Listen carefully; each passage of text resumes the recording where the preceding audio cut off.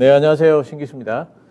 자, 지난 금요일 날 미국 시장은 이제 또 빠졌는데 상당히 좀 급락한 형태로 빠졌죠.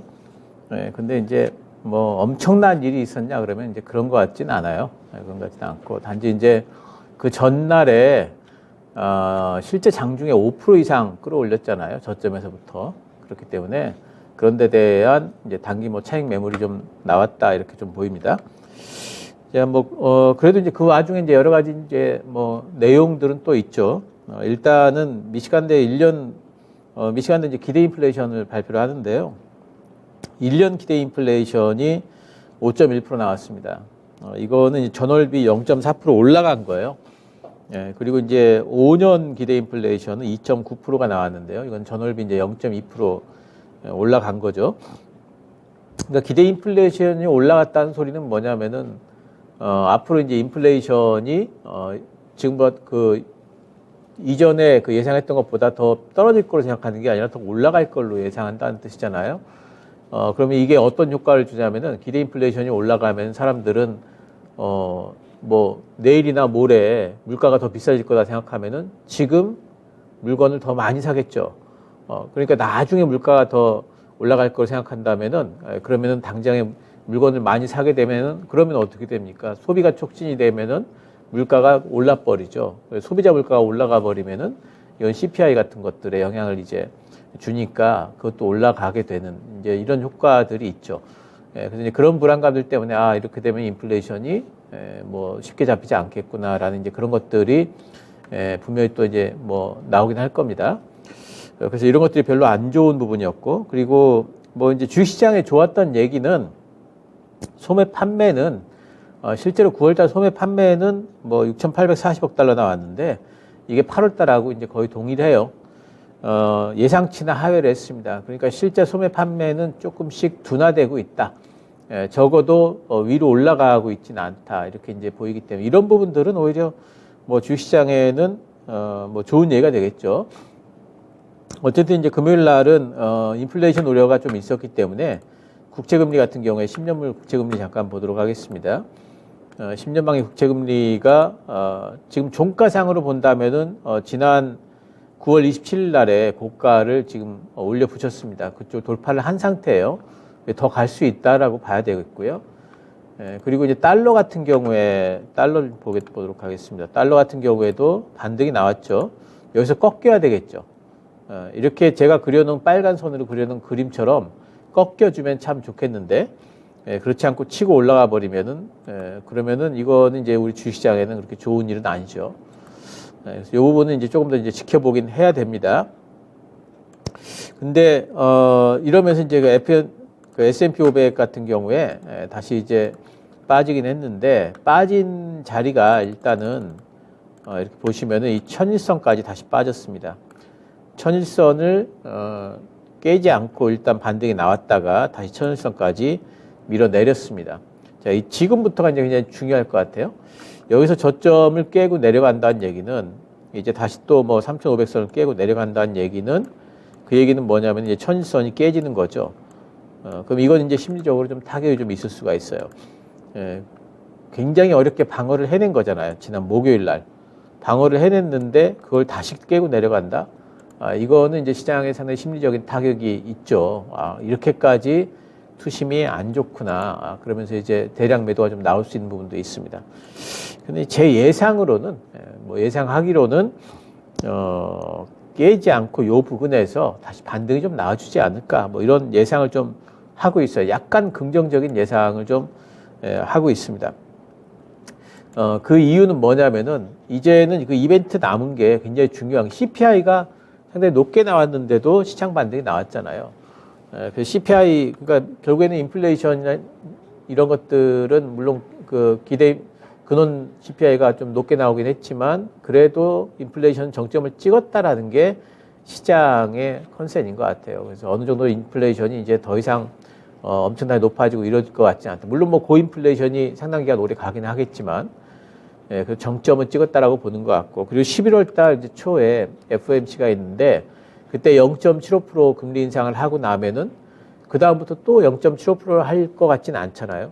많이 해봤자 12월 달에 0.5%, 그리고 그 다음에 0.2% 한두 차례 하고 금리 인상이 일단 스톱된 이후에 연준도 인플레이션의 어떤 추이를 좀 지켜보지 않겠느냐.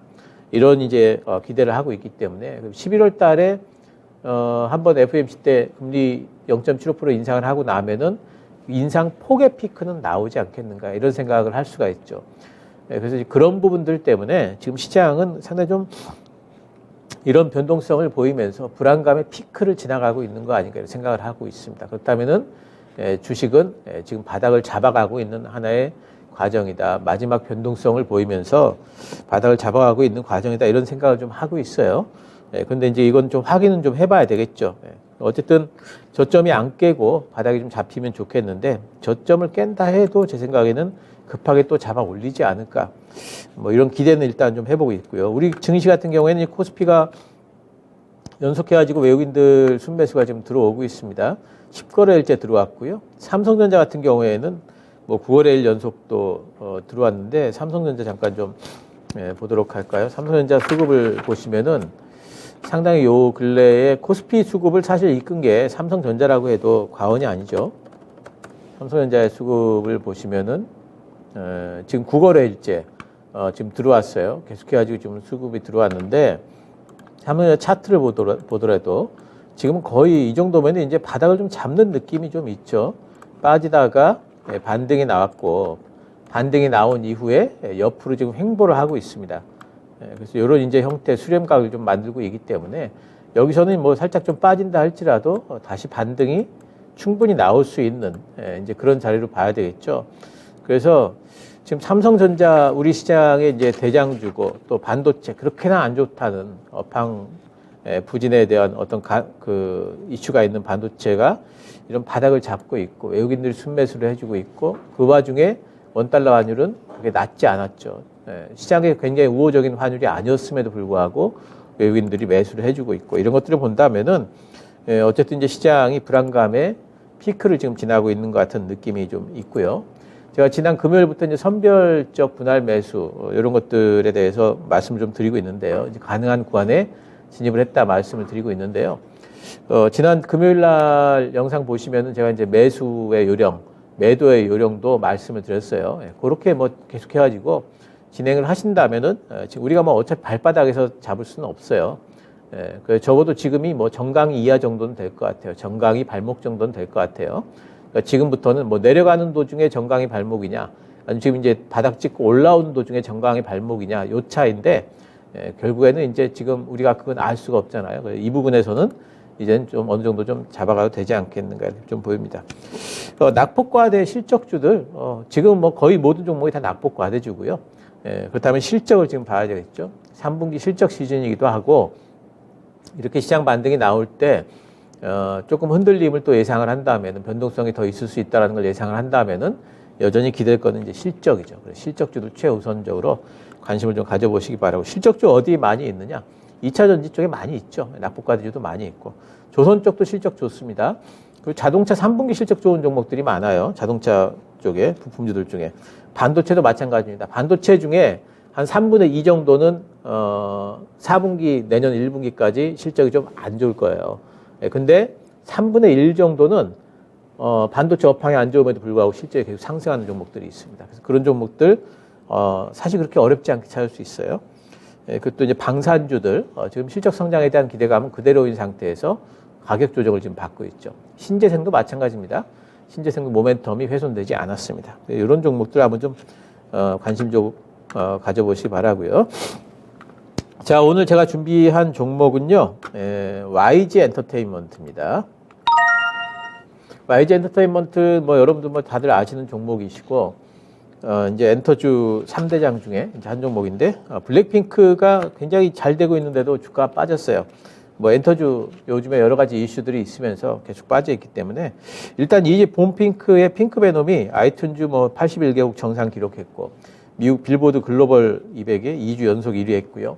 굉장히 잘 되고 있어요. 빌보드 글로벌 3주 연속 1위 했고 핫백에 또 그 영국 오피셜 차트 각각 22위 또 들어갔습니다. 그렇기 때문에 종합적으로 보나 뭐 이제 그 섹터별로 보나 굉장히 잘 되고 있다 봐야 되겠고 또 블랙핑크 2집의 타이틀곡이 또 이제 셧다운이라는 곡이 있어요. 이 곡이 스포티파이에서 이제 글로벌 순위가 상당히 많이 올라갔습니다. 이제 특히 주목할 거는 이제 미국이 7위 했고 영국이 35위, 독일이 30위까지 했는데요.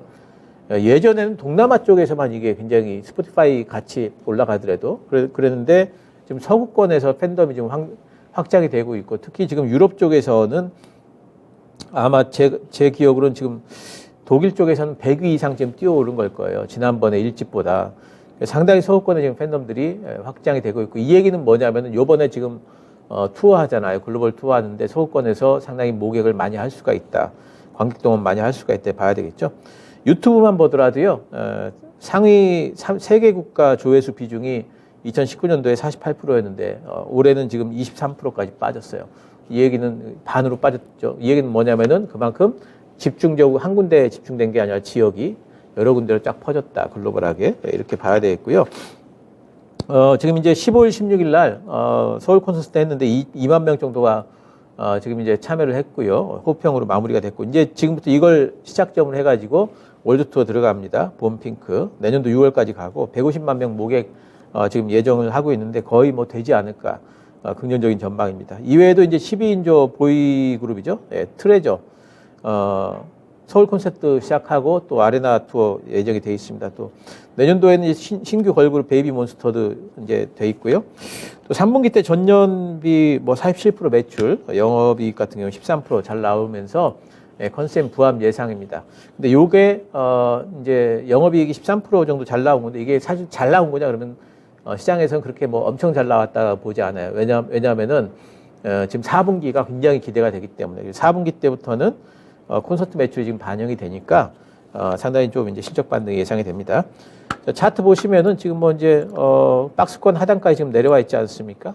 지금 뭐 잡아줄 때 됐고요. 시가 2% 이내 가능하겠습니다. 목표가 58,000원 잡도록 하고요. 이번에 나왔던 고점보다 살짝 아래쪽 손절가는 4만 원 이렇게 잡도록 하겠습니다. 자, 바닥이 바로 오늘이다 말씀드릴 수는 없지만 어쨌든 바닥을 만들어가는 과정 그리고 상당히 좀 가깝게 오지 않나 싶어요. 조금 시장을 긍정적으로 살짝씩 조금씩 시선을 좀 돌릴 필요도 있어 보입니다.